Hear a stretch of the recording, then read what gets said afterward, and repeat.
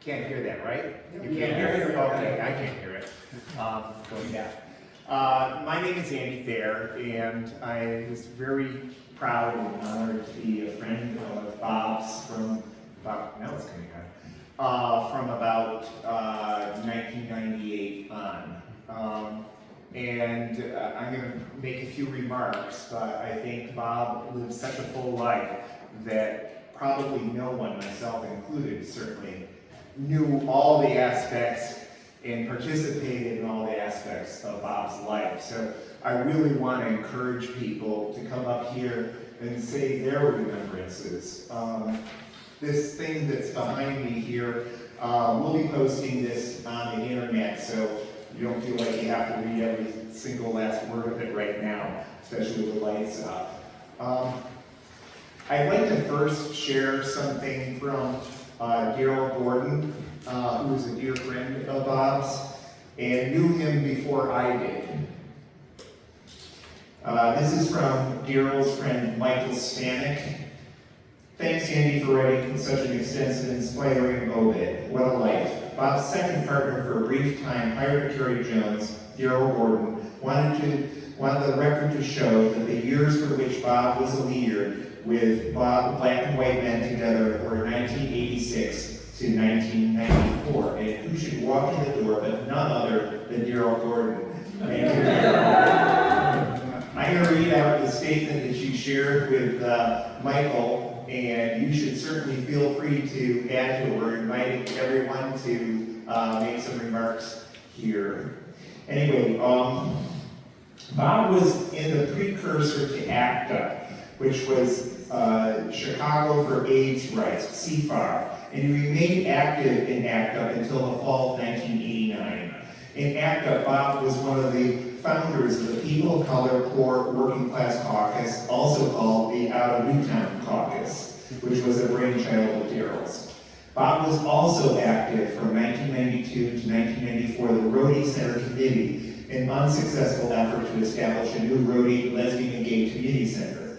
Daryl remembers that the Chicago Anti-Bashing Network organized a citywide demonstration against police brutality to take place on what would have been being the day after 9/11. It was rescheduled, ended up being smaller than it would have been. In recent years, Bob was a member of Chicago Primetimers, a group that was inducted in the Chicago LGBT Hall of Fame 1 week ago. So that was just one aspect of Bob's life. I had the honor of meeting him about a week after we formed what became later the Gay Liberation Network. And Bob, I found, and I think I can, looking at Roger and other people that were active, are active in the Gay Liberation Network, he would not mince his words if he thought you were doing the wrong thing. If you're giving the other side too much credit, he would call you out on it. And I've got to say this, painful to my fragile ego as that sometimes was, it was a real aid to me. Because people can, say all sorts of nice things to you, but what you really need to hear are the honest criticisms, the honest corrections. And that's really, he did that for me several times during my life. As you might guess from just looking at some of the pictures and some of the many things that Bob was involved in, he had a real commitment to anti-racism that was both personal in terms of his husbands he had, who preceded him, but also, I think, even before he was in a relationship. I believe it was probably when he was in seminary school. He went down to the Edmund Pettus Bridge and marched with Dr. King there. And probably far more perilously, when Dr. King came north in, correct me if I'm wrong, 1966? Yes. He marched in Marquette Park.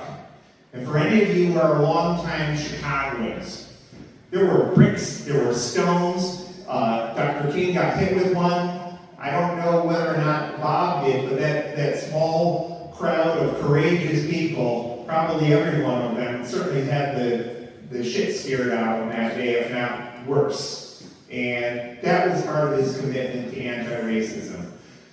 But Bob was more than that. He was a stalwart anti-war activist. He was an opponent of all forms of oppression. He helped steer the Gay Liberation Network immediately after 9/11 in terms of us taking up the cause of defense of Arabs, Muslims, and anyone who looked like they were Middle Eastern to the racist fucks. There was an Assyrian church right down the street from me that someone attempted to torch within days after 9/11. The racists are so stupid they didn't even know that Assyrians were either, Arab or, Muslim. But anyway, I digress there. Bob was intersectional before the term was invented. And he not only spoke in an intersectional way, he acted on it. It's something that we in the Gay Liberation Network called solidarity politics. And when 9/11 happened, for example, we went out with reaching out to Arabs and Muslim organizations that were gay or not gay, with the idea that, hey, we know what it's like to have laws passed against us. We know what it's like to be singled out for discrimination. Far be it from us to mimic the anti-Arab and anti-Muslim racism and bigotry and not be in solidarity with other people facing bigotry. And Bob was a big part of that, I'm proud to say.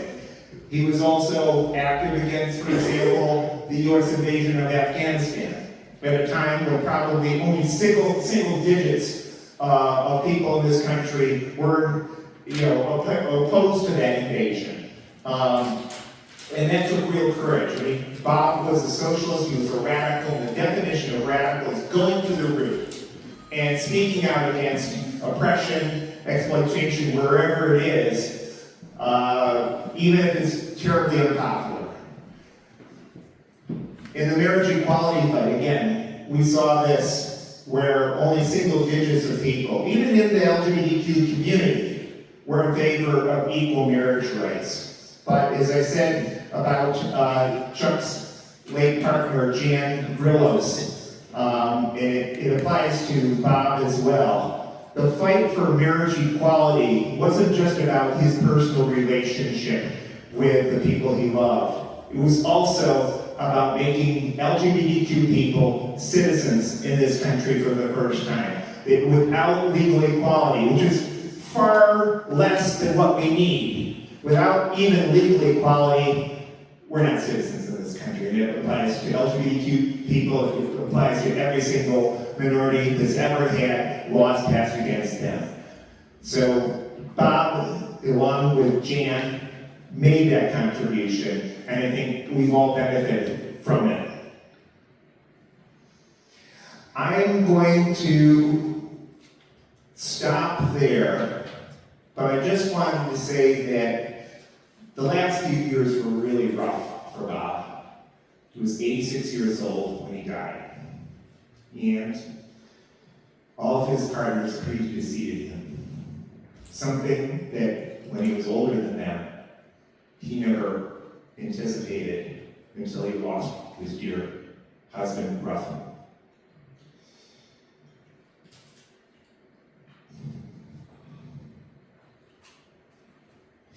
Bob struggled these last few years.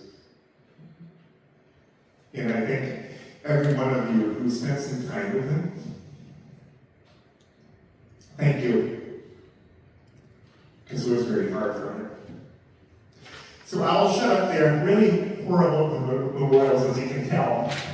But I'd like to invite other people. This is very informal. Please just come up here. Use a microphone so everyone can hear. I hope it's not too loud.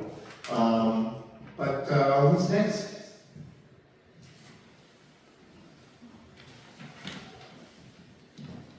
Please introduce yourself. All right. Thank you, Andy. My name is Les Everett, and I've been a friend of Bob's since the late 80s. And we met at a meeting of Black and White Men Together, men of all colors together now. We both served in that organization as co-chairs. And Bob and I hosted the 1993 National Convention for Black and White Men Together. And Bob was very, very instrumental in that group and played a pivotal role in our fight against racism, inequality, unfairness, discrimination, you name it, Bob was against it. So one of the first things that he wanted to do when, as a co-chair, chairman of the group, is that he says, we're gonna have a sign made because we're gonna be doing a lot of marching. And I said, all right. So he created this humongous sign. It was really nice, but it said, no to racism, sexism, homophobia. And he meant every word of it. But yet and still, we were out there, and he was always calling. We were saying, when is Bob's going to give us a rest? No, Bob was not going to give us a rest. He called, he said, we got to go, we got to march. And even in the marches in D.C., he says, I'm going, we're going. So we were there. Bob was a wonderful, wonderful inspiration in the fight for liberation. And we're going to miss him, and we're going to honor him, and he will always be a part of our lives. Thank you, Bob, for your friendship. Thank you for your leadership. And thank you for being a brave man, standing up to everything, you didn't back down, undaunted, determined to go forward. Thank you.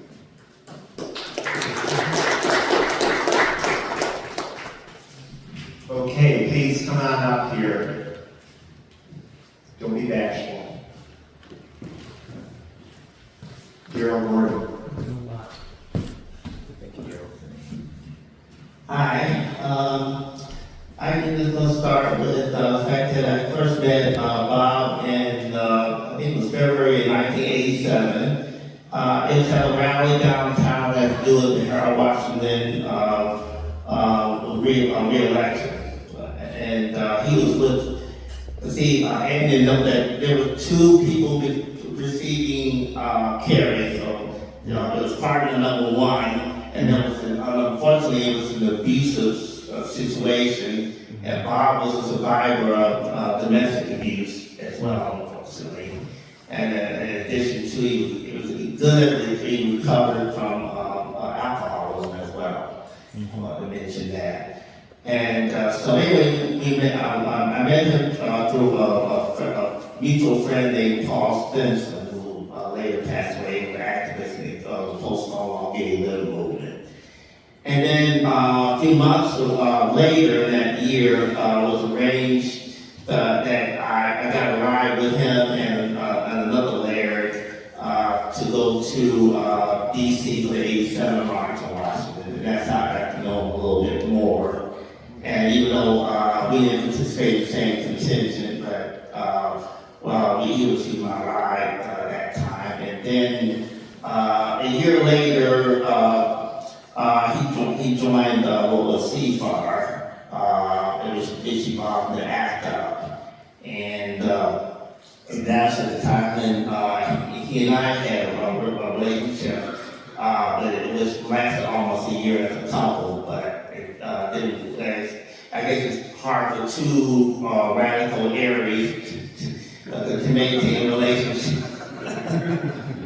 And so anyway, so that's almost, but even after we broke up, he and I helped started the People of Color Working Class Caucus. So there was internal problems in that with regard to race issues from both factions, both the Prairie Fire faction and the other faction, the single issue faction. So, but then he concentrated solely on Black white men together, and then he left ACT. But then we got reconnected in what became the Chicago Anti-Bastion Network together in 1998, and dealing with the different bashings that were going on across the street, as well as the Matthew Shepard March. And then I remember, like he said, he also got committed to the anti-police brutality struggle as well, and then reproductive rights issues. Those issues that a lot of the people in the mainstream gay and lesbian bi trans communities didn't want to deal with much. And also wanted to mention that in the early 90s, he was also involved in the attempt to get the Rowley Center to be launched in Lakeview. This is like Ken Frank and I both knew that it didn't become reality, and then Bob was really upset with what the other forces were doing. But anyway, we worked together in different issues together, and then more recently he's joined Prime Timers, and I just want to say he was such a warrior of peace and liberation. He should be remembered. Thank you. Thanks, Daryl. And you don't have to be a political junkie like Daryl when you get up here. I'd love to hear from people from Prime Timers. I know that he was also active in the Newtown Alamo Club, if I'm even pronouncing that correct. So come on up, please.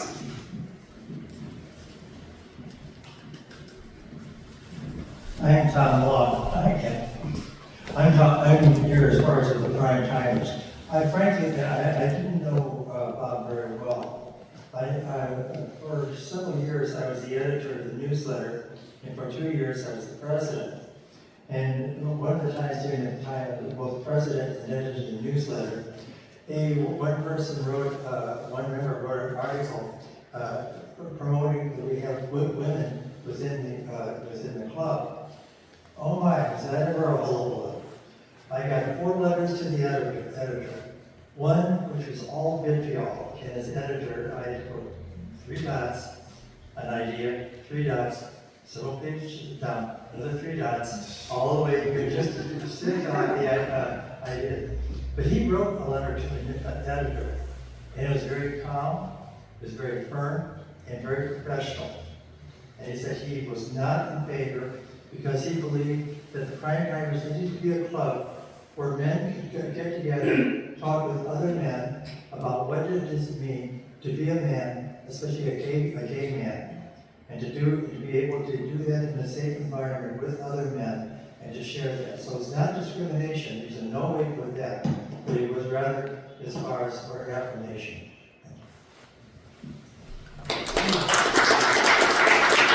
Thank you. Come on up here.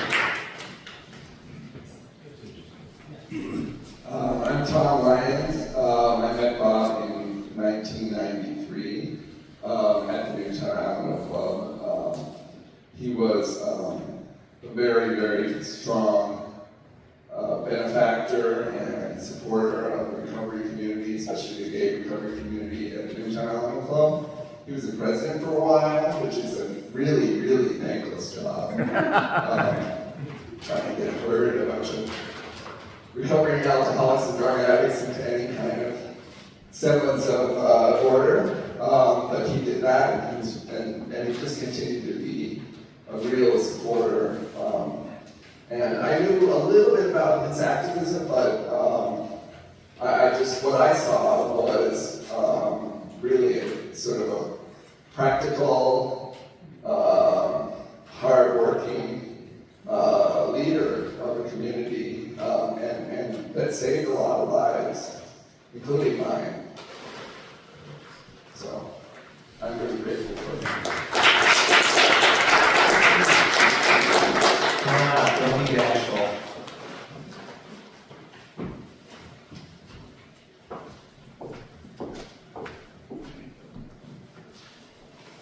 Hi, I'm Brian Gomez, and I think I met Bob in about 2003 Gay Liberation Network. Particularly got involved with about the time of the Matthew Shepard marches that we were doing on an annual basis. And then forged, a great relationship with him as we both were fans of trains as a way to get around. As a way to get around. And we enjoy working music, Baroque music. And so we formed a relationship that had many aspects, because he was, as we're showing here, a multifaceted man. I have to share his friend Doug Brown's comment to us that I'll try to impersonate here. Just you wait a minute. Now, I've told you several times before, I don't need a memorial. I don't need a memorial.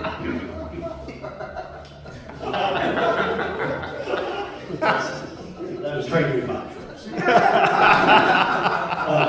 Not nearly that finger. And I want you all to know that I think we're in the clear because there are complimentary refills on the soft drinks. If you ever dined with him, that was always a big thing. It was like, are there complimentary refills? His wisdom and support for me was, I think, best evident in this one example of we had gone to Philadelphia and New York with our friend Rich Wilson, and there learned that New Jersey had just passed a law making reparative therapy of minors, reparative therapy being trying to reverse the gay, pray with the gay. And they had passed a law that it was illegal for psychiatrists to practice this on minors. And I was like, we should get that done in Illinois. And Bob was not, he just wasn't super engaged on it. And was very supportive of doing it and pointed out a couple of things that stand out in my mind. Go and copy the legislation from the New Jersey law book, and send it out to some representatives. And even though he'd be loath to point out anybody, I do think that he would acknowledge that he said he sure he sent it to Kelly Cassidy. And indeed, within 4 months, she got that thing through the Illinois legislature, and Illinois, I think, being the second state to make that law, to pass that law. It is now back in the headlines. The Supreme Court is considering whether those laws are constitutional. So thanks, Bob, for saving many youths a lot of trouble and maybe their lives from reparative therapy here in Illinois.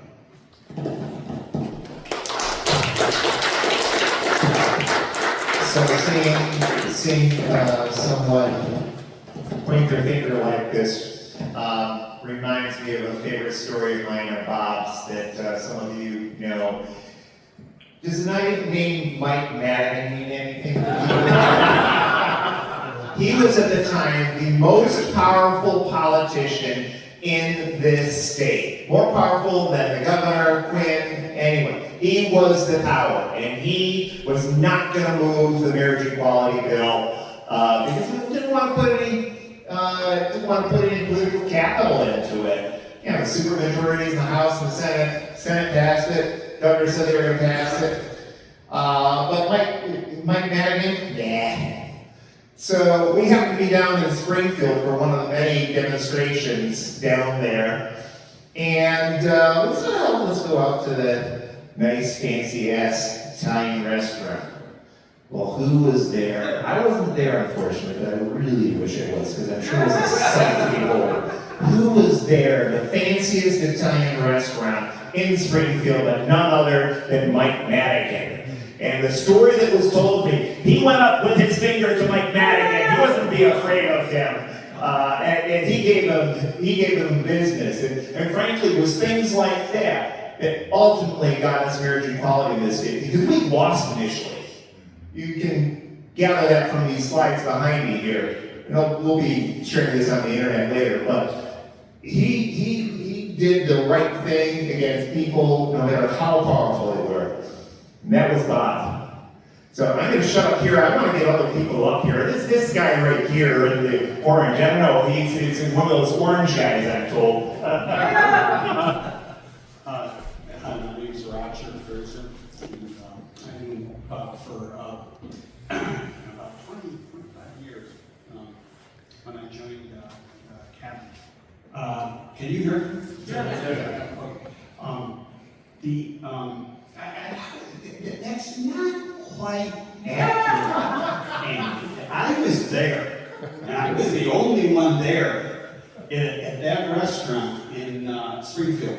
It was the night before the big march, and we had just finished dinner, Bob and I, and we went out. The main entrance, we had one of those. It was accessible for wheelchairs, kind of like a ramp. Thank you. Each for getting common words. It had a ramp.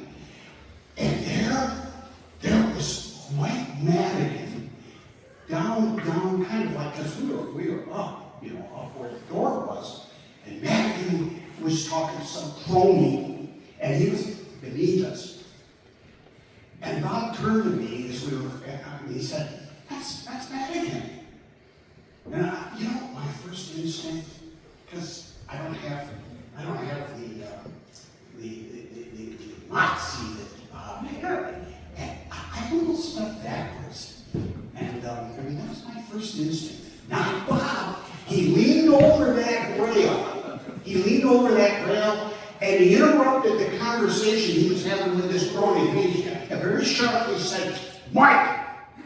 And he looked up. He looked up at Bob, didn't know him from hell. And then he said, and then Bob said, "When are you going to get this marriage thing going for gay people? When are you going to get it going?" And he said, just like that, kind of with an edge, And Madigan was visibly taken back. And he said, he said, "We're working on it. We're really working on it."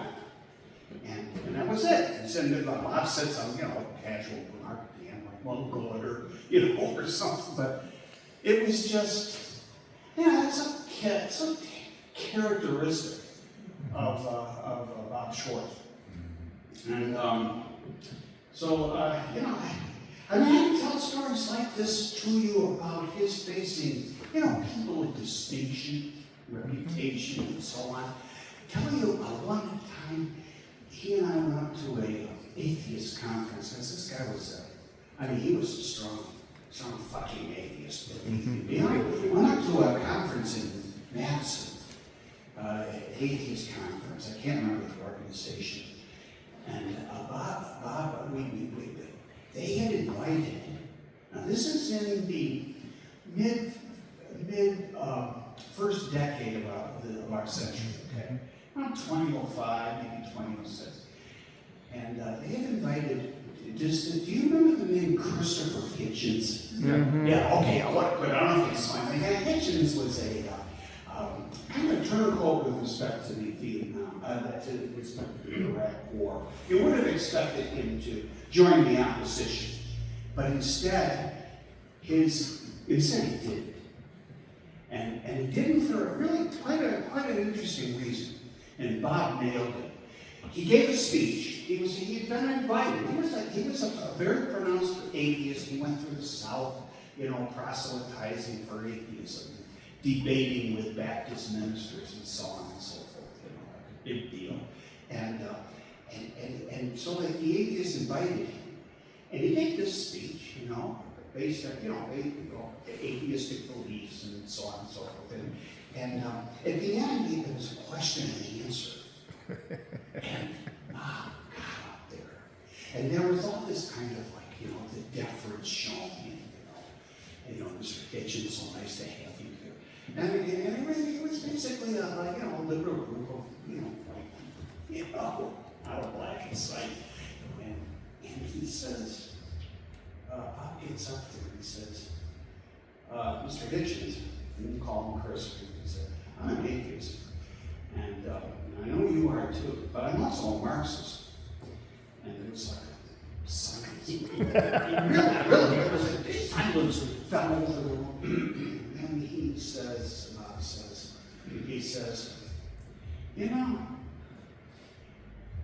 your Islamophobia is really toxic. Really, really toxic. Yeah. And Hitchens lost it and started, he was a good speaker. He was a very dynamic speaker, but that you could see his anger rising, and he responded to Bob, like he said, "Oh, big Marxist," and it was sarcastic, and challenged him and so on. And Bob kept going after him about he said, I'm also a gay man. And I know what bigotry is, and this is the time, by the way, the reason I say the date, because this was Homeland Security first go around. They nailed first the Muslims in our society, and then now they're going after the immigrants. They were just revving it up, and Hitchens was supporting these attacks that were just noticeable at the time. But these attacks against Muslim people, and Bob was there to nail him on it. And he shut Bob off. They had the chief mic, so to speak, and Bob was starting to go after him and respond to him, and he just shut him down, and that was it. And Bob had actually led away. There were some folks there that said, "Come on, go back to your seat." And so, but this is the kind of man he was. And I don't want to take a lot of time here, but I do want to share with you one personal thing that he helped me with. By the way, I stopped drinking because of Bob. Remember, I told him that right before. I told him that just my last time I saw him. Sat there on his bed, and I was trying to quickly tell him all the things he'd done for me. And that was one. I had to follow, see what house. And I had a drink in about 4 or 5 years. And I had some I had some issues with alcohol. And knowing Bob, and Bob was not a proselytizer, was out there, stomping around for causes. In fact, he could be a very quiet man. Oh yeah, confronting powers, he could be louder than hell, but with friends, he didn't work you. He didn't try and he showed by example. Let me tell you one last thing leave the mic to others, but, you know, Bob had a wide range of friends, not just political friends, but he had, you know, people who love trains, people who love the organ, who love music.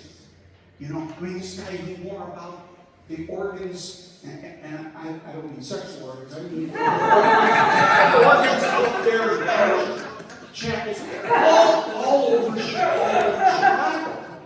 And he could tell you all about them.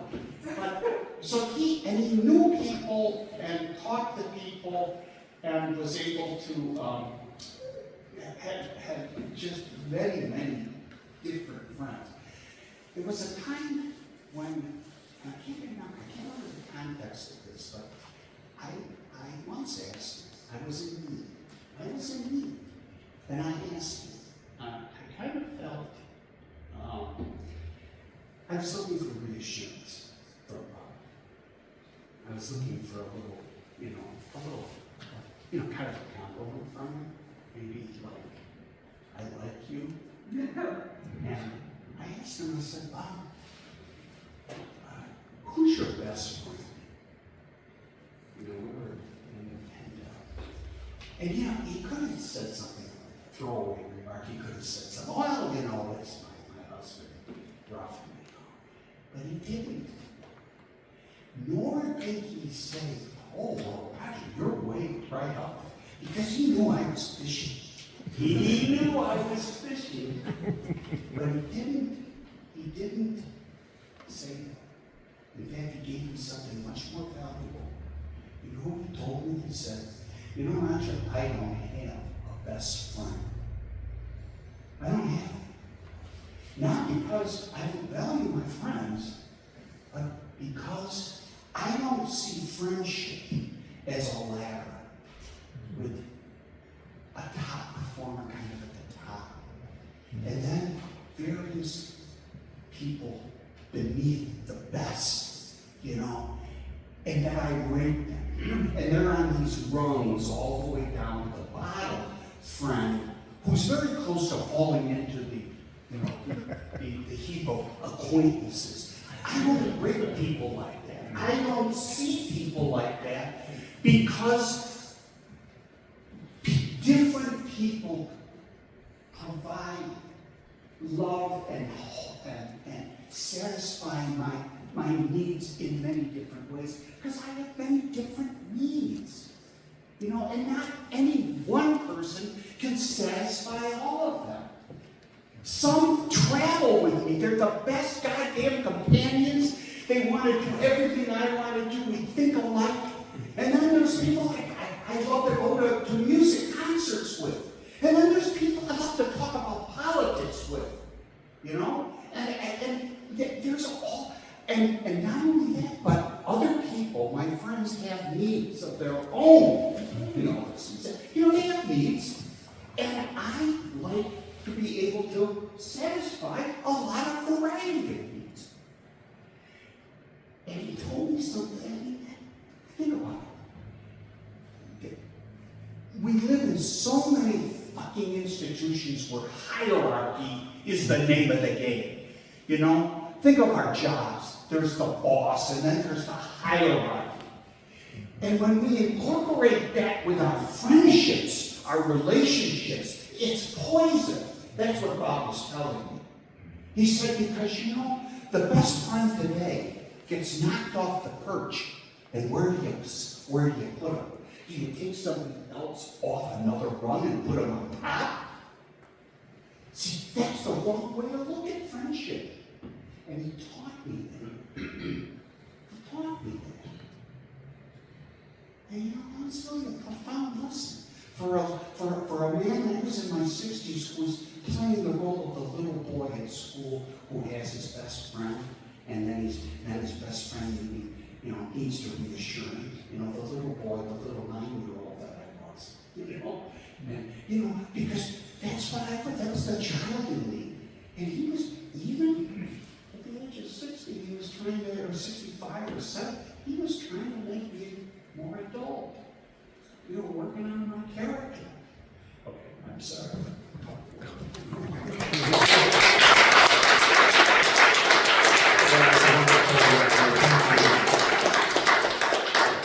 Thank you very much. My name's Carl Wolf. I met Bob about 4 years ago when my wife and I moved into the same building he was in. He and Carrie was in on Kenmore. And we frequently were at all his different parties he had there. And I'm looking around here to see if there's others that were there besides Les. But introduce yourself to me later. But anyway, I did probably more work for the gay liberation than you guys knew.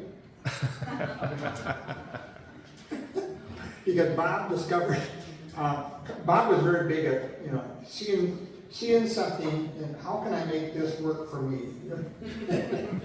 And in that building at Kenmore, in the basement, that came with our unit when we bought it. And I had a big workshop down there. And I believe it was for one of the first times he brought a crew of people in down there to make signs. And it had to be a couple of hundred. And I believe it was probably for Pride Parade. There would be nothing else you'd need a couple of hundred signs for. But anyways, he got the crew together to come down there and put all staple all these signs together. And then store them in the garage, and then he got them out of there. And then the other thing he did, and Andy was on this, is they needed a fax machine. They needed a fax number. It was costing too much to go to UPS stores or wherever to send faxes. And then they found out I had a fax machine. I had a fax number. And I worked alone, so I didn't have to worry about coming across or anything. And then, so Andy and Bob are getting faxes in, and I run them upstairs, next floor, slide them under the door, give them a couple of raps. But nobody uses fax numbers now. All those numbers have probably been converted over to cell phone numbers or something. But anyway, so I had been doing that. But I always admire, one of the things I admired about Bob is, I don't know how he could stay current like he did. I've never seen, I would have expected to see a bunch of papers laid out all over them, That's what I would have expected to see, or a pile of books standing up or something. No, none of that stuff. He never had any of that. If you've ever been to his place, no, he didn't. But yet he was still very, very current, and would gladly, share what he knew with you, and of course question you if you weren't quite in line with what he thought. But I'll never forget him for that. But thanks for everybody showing up tonight, and it's been enjoyable, and I'm glad to hear these other stories too. Thank you.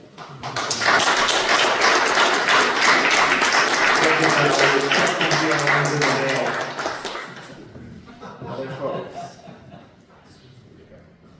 Thank you, Chuck.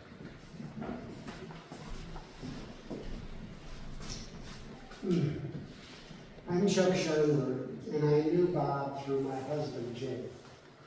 Jim was active with the Gay Liberation Network from whatever day he was decided he was active, I can't remember. And so occasionally, I guess Bob started this, they were kind of a holiday party, so I went to at least 2 or 3 at his house. And so I got to know Bob personally through more parties than marches, if you will. And Jan also wasn't necessarily a marcher. He was kind of the guy that stood on the sidelines, I think. He came to a number of events and stood on the sidelines. And what he did do was take out his checkbook. Not just for Gay Liberation Network, but I continue to get the opportunities to contribute to all the organizations.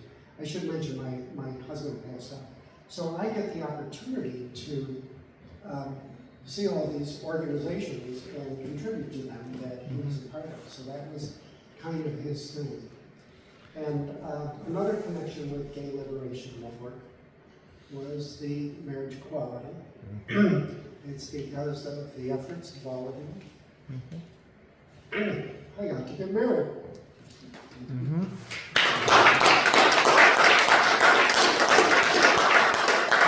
Good thing I did, because it was 2.5 months before my husband died, but it worked, you know? It worked out for us. But anyway, I got to know Bob more through the parties. Again, the ones at his apartment, his house. And another part of this was that I sat with Ruffin, not only at his house, but we had friends that used to have a music cal every Memorial Day. And I'd sit with him and with Bob and listen to the music. But Ruffin confided in me that we had a definite role with Gay Liberation Network. We were the husbands club. Because somebody had to post the bag. But, you know, I saw the humor of Bob through Ruffin. You know, he had this Charlie love for Ruffin, and the different things that were in their home, like at these parties, there would be a whole group of people playing cards in the kitchen. Because that was kind of what Ruffin brought to the party. He brought all his buddies, the card playing buddies, to the party. But, so there was that, and now more recently was getting to know Bob through Prime Tires. And I would say this is where his pointing finger went away. And he was still kind of saying, I'm available. You know, Ruffin was gone, and still he needed company. Yeah. And so Prime Timers provided that, and so I'm so grateful that I got to see Bob and be a part of that. So that's just the little stories in addition to, but I do want to finish with one thing. When my husband passed, we had a number of speakers. And right before we finished, Annie spoke. So I got to say what we appreciated about Gay Liberation Network and our marriage and so forth. But I finished up with not Bob's words, not Jane's words, but a quote from a reporter named Molly Ivers. Have any of you heard of her? She was a Texas broad, and she taught with the Texas twang. And she said, it was kind of like her parting words before she died. She said, I want you guys to keep moving and keep, she had a funny word for the people that she was opposed to, because she was a liberal living in Texas, a progressive living in Texas. And she said, keep going.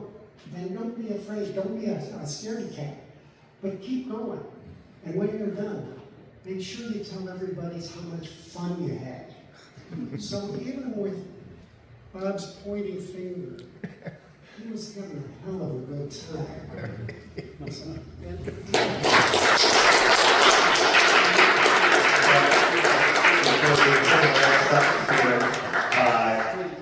I heard tales from Roger and others who accompanied him on his trips to the South.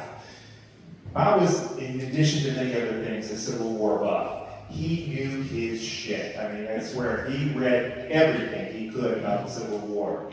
And he'd get down there with those southern white docents who'd be telling him all sorts of bullshit. And, you know, about the war of northern aggression, all that crap. And he took them to town. And he knew his shit, so he knew how to do it. And it was, I'm sure, a sight to behold. I was accompanying on one of those trips. Other folks, come on up, please.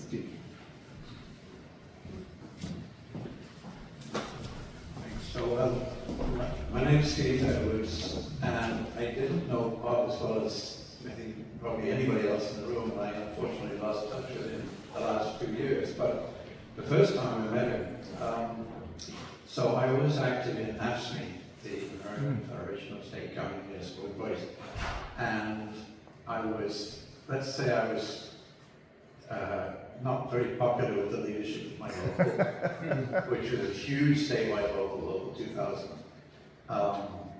And this was, I think it was 92. and they were closing down the General Assistance Program, which was a state-funded program for single adults who had no access to AFDC. This is before Clinton destroyed the whole damn thing. And a number of states across the country, particularly the Midwest, decided they were going to save money by just not having GA anymore. And don't get me wrong, the program sucked. It was awful. But it was a hell of a lot better than nothing. So I was the steward of an office on the west side. And it was Metro West GA was the name of the office. We handled all the GA cases for the west side. And so we organized a community fight back. And I had not done anything like that before. I found my way to some of the community organizations on the west side. And I forced the leadership of local to take it on. And amongst other things, we had lunchtime demonstrations against the closure of our office. And I mean, the upside of it was really the community work. We actually had men who received GA who actually developed as organizers in this struggle, which was fantastic. But anyway, the first time I met Bob, he waved his finger at me because it was a lunchtime demonstration and not all of the workers in the office were out there. And he brought his board from the juvenile probation officers local, which I think he helped to build. And so that was kind of our first meeting. It was like, what the hell? I brought my board, we came all the way over from our office, and I could tell not everybody's out here. So that was my first experience with him. And you know, I'm not tall, but I think it's very interesting, all the stories about his absolute brazenness when it came to confronting anybody who needed confronting. And I was always very conscious of his shortness and this kind of, that was part of it. Also the huge hats. But, so then we met again during the Labour Party period later in the 90s.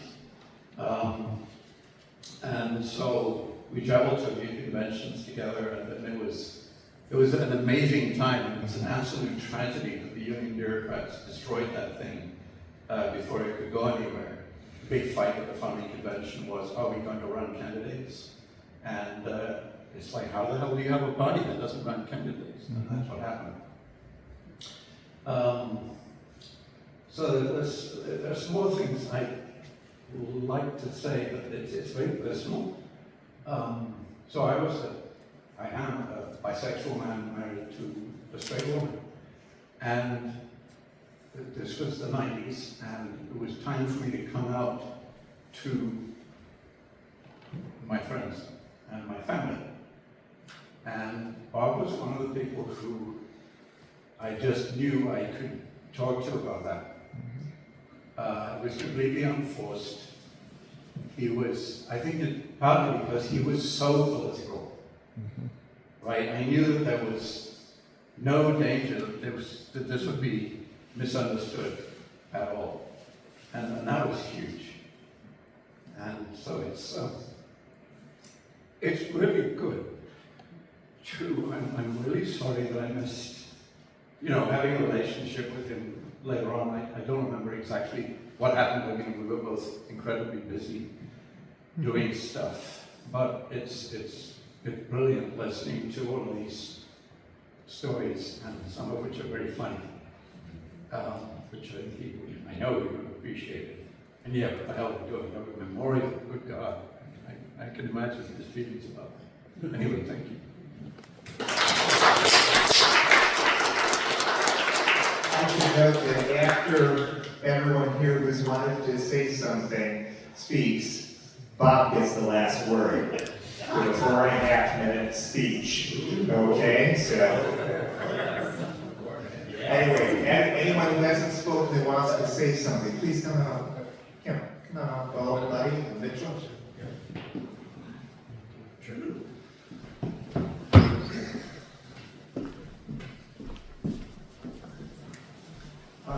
So watching all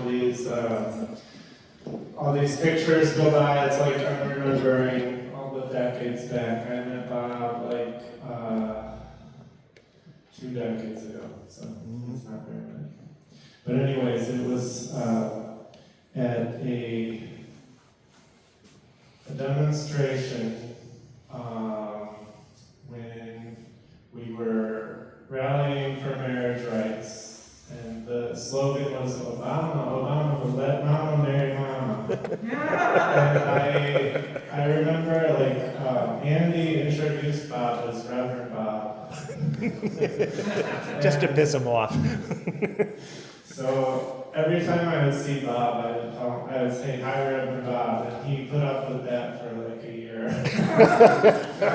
But I never got the finger, the wedding finger, until much later.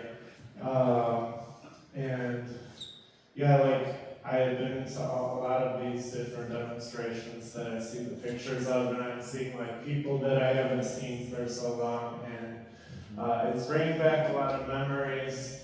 And I knew like over the years, seeing Bob and him telling me different things. One time I went to visit him in Palm Springs, and I was with my partner, and he was with Ruffin, and he told me, "You're going great, you better stay with your boyfriend." And then like another time he said, "Your beard is going gray, you can't even dye your hair anymore." And later on, it's actually like in COVID, in the pandemic, like we weren't, a lot of us weren't seeing everyone that we're used to being seeing every few weeks or few months, and so I came to an event like as things were opening up, and it was nice to see. I think Brent was there and Roger, and I said like, he said like you should come visit more often, and so I said yeah I should, and then like I was working, and then I didn't see him for like a year, and then I came to Brent's house for a Christmas party, and he wagged his finger. He said, I don't know if he actually wagged his finger, but he might as well have, because he balled me out. And since then, it was a blessing because I got to see him more often. Because I didn't want that to happen again. So, yeah, during the last few years, he was coming to a lot of my choir concerts because I was in a choir that did Baroque. I had friends here from Chicago Gay Men's Chorus. But he did not come to any of those. No, but he liked Baroque music, and he would tell me stories about the different concerts he went to. I was traveling around the country driving, and I would say I went hiking in this place in Kentucky, and it's like a Civil War thing. And he was like, well, I can't really like place that, but I had mentioned something about going to the top of the hill. He told me about, this or that general would say, you better take the hill. Then later on, when he went to, what was that place, Sunrise, Right. I was lucky to be able to go and have coffee with him several mornings before work, because we were finally neighbors, and that was a real blessing too. And I got to, be sort of commiserating on the news of the day with him. And I guess nobody else made coffee. So he liked to have the coffee, and then later on it was just the milkshake. But yeah, that was nice to be able to see him, and was overseas, and but I was just like, I had that time with him, and it was a satisfying thing. I know like we never were physical, but I remember always like touching him a little on the shoulder before I left. So.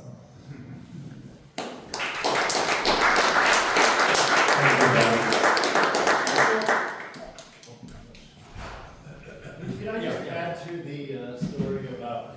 Take a mic.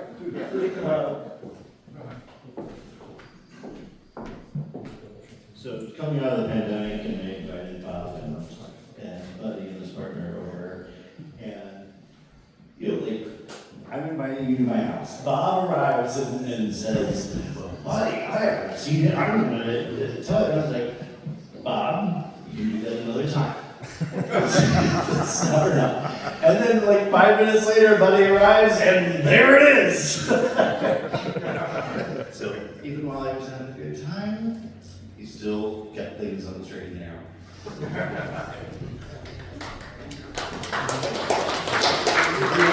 I'll go and then you go. Mitchell. Yes. Here you go. Hello, my name is Mitchell Strzepańczyk. I've been involved in assorted activism efforts for a long time. I knew Bob actually from my role in helping make a TV show. The Chicago Independent Media Center had been particularly active from about 2000 for the next 20-odd years. And it was from roughly 2003 to 2009, although the show ran for 12 years, that Chicago Indie Media produced a regular monthly television series called Chicago Independent Television. And it was in the course of, like, think of it like a glorified but televised news magazine, but covering protests, activism, things like that. And it was from roughly 2003 to 2009 when it was most active, that it was contributing segments to the show, mostly coverage of protests, and that included protests from GLN. That included protests, a lot of the protests regarding the Matthew Shepard marches that took place over the years. There were protests regarding the Defense of Marriage Act, the Prop 80, when James Dobson came to town and got an award for some reason, and in the course of covering these protests, I would see many figures coming up from time to time, including Andy and including Bob. And it was, got to see him, and it's like, oh, hi, Bob. And so we would talk with him, and we would befriend, all good. One time, it was actually on Chicago Indie Media's website when I got into an argument with Bob.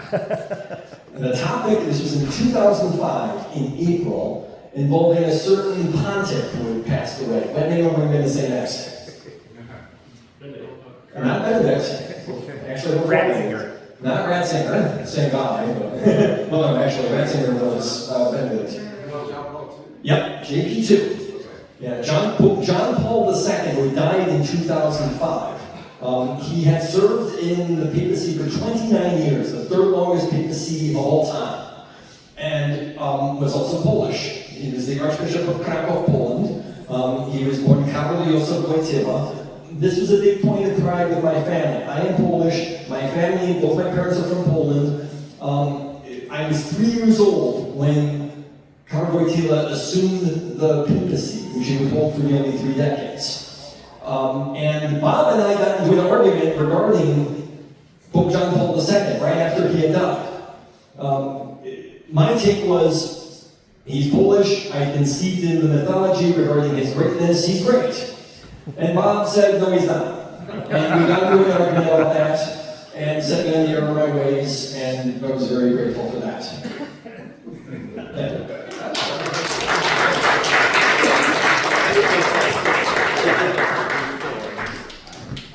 I forgot to tell a brief story. I just want to share. Something happened when Bob and I were a couple of listeners.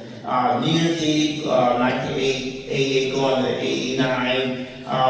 We went to this event at the what used to be a Folsom Rock Cafe. At first, we had to deal with a black nationalist person, speaker who was anti-gay, and then after that, then we were supposed to be securing in the new year, the performers that they had at that cafe, or people that didn't have any talent at all, they just noise.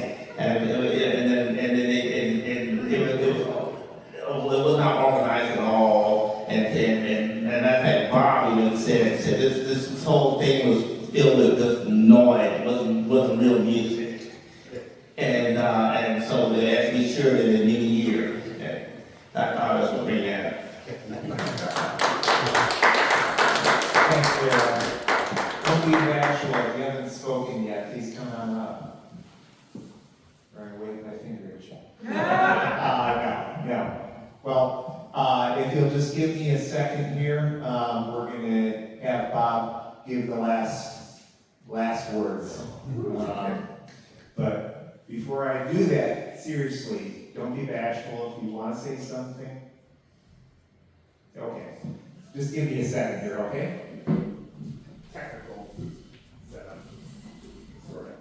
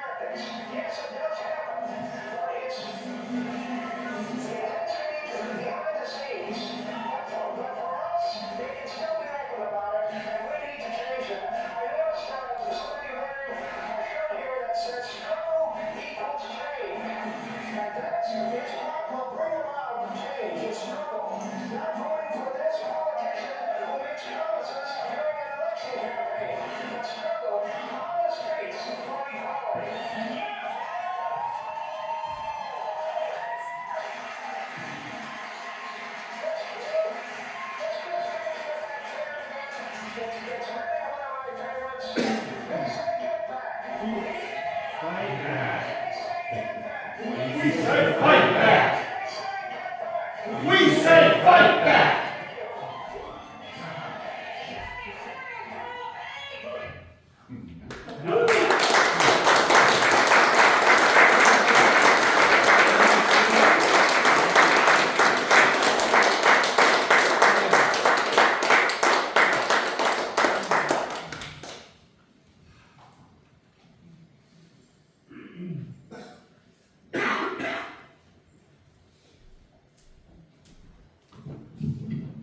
Well, we pissed off Bob again.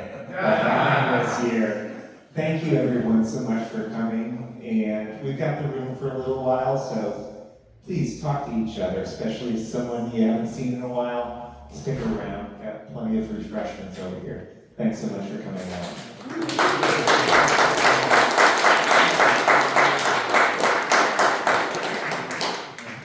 Was that video from like the 7-Eleven? Yeah, no, I was across the street.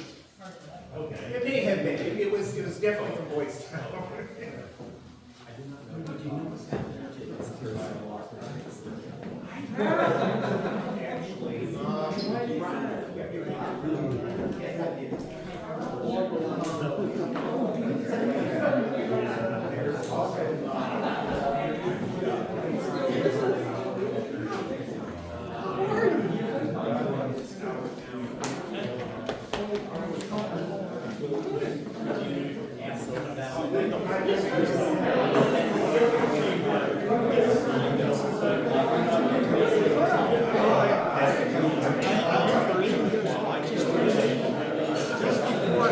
That old fraud died.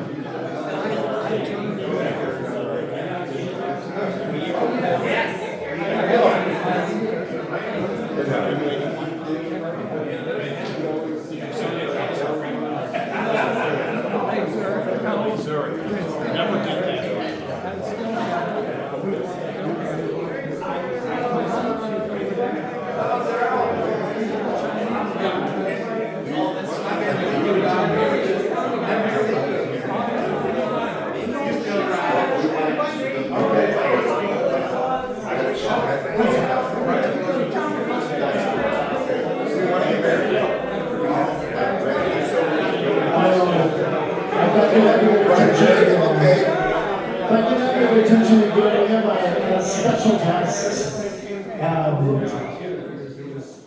Polo.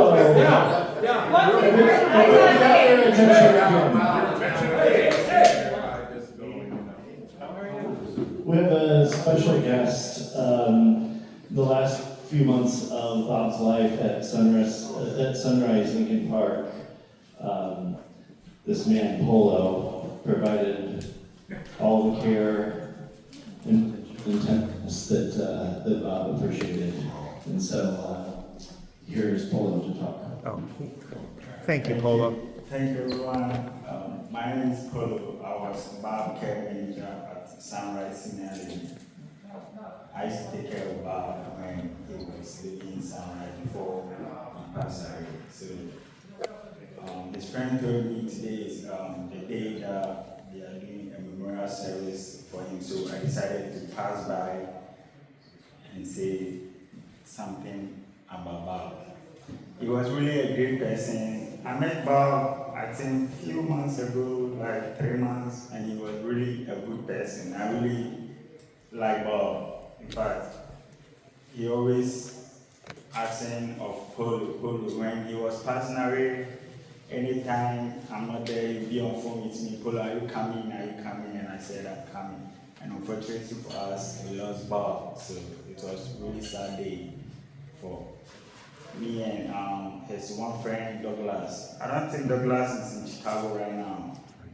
I wish if he was here, he would be here with me right now. I'm sad. May he so rest in perfect peace till that day. Thank you.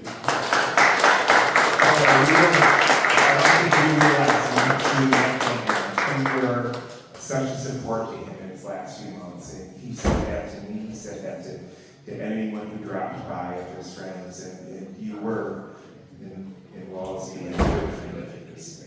Thank you. Okay, well, please socialize. As I said, we got the room.